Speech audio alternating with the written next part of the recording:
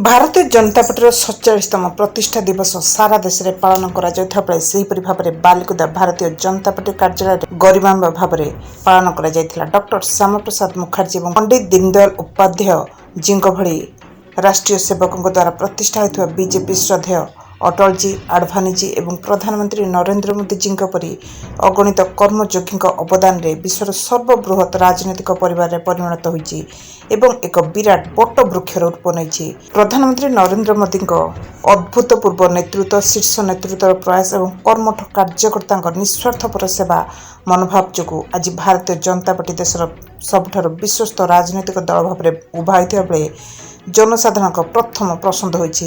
आज देशर समस्त बीजेपी नेतृमंडली और कार्यकर्ता माने निज घर आगे बीजेपी पताका लगे प्रतिष्ठा दिवस पालन करते पंडित दीनदयाल उपाध्याय प्रशिक्षण महाअभियान विभिन्न निर्वाचन मंडल पालन कर उपलक्षे बीजेपी समस्त कर्मी भाई भौणी और गुरुजन मानक पवित्र दिन में अनेक अभिनंदन और शुभेच्छा जनाइछन्ति मुख्यमंत्री मोहन चरण माझी। Mobile TV Bharatiya Janata party दलर 47तम प्रतिष्ठा दिवस पालन कराउछि। सारा विश्व रे एक नंबर राजनीतिक दल भाव में आज भारतीय जनता पार्टी उभाई।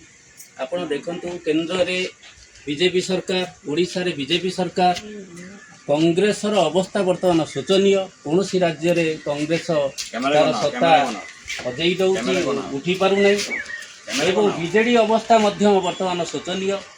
तेणु आपण माने आसंतु यही बीजेपी सांगे भारतीय जनता पार्टी सांगे सामिल हुंतु एवं देश जाति एवं साधारण मनीषर उपकार रे निजको सामिल करंतु जहाँकि देश एवं जातिर गर्व गौरव भाव में ठिया हब।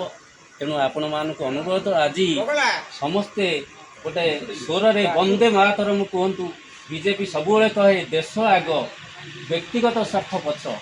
तेणु समस्ते एक स्वर रे वंदे वंदे वंदे वंदे भारत माता की।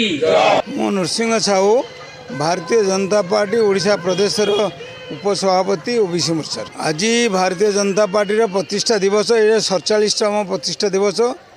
आज भी ओडिशार विभिन्न जगार विभिन्न